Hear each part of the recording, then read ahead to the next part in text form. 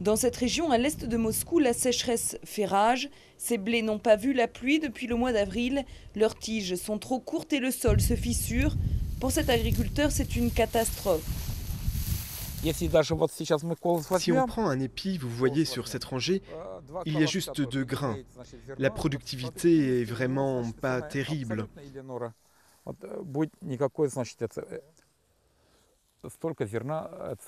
Voilà tout ce qu'il y a à regarder. Ilchat Goumerov n'avait jamais vu une telle sécheresse. Malgré tout, les moissonneuses-batteuses sont au travail dans ces champs. L'agriculteur essaie de limiter la casse, mais il n'a pas grand espoir.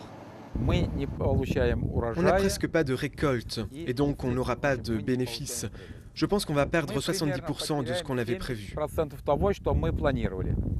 Le Tatarstan est l'une des régions les plus touchées par la sécheresse. Le maïs est rabougri, le colza a du mal à pousser.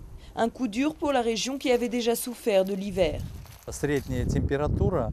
Les températures étaient inférieures à moins 30 degrés Celsius et les cultures n'ont pas tenu le coup.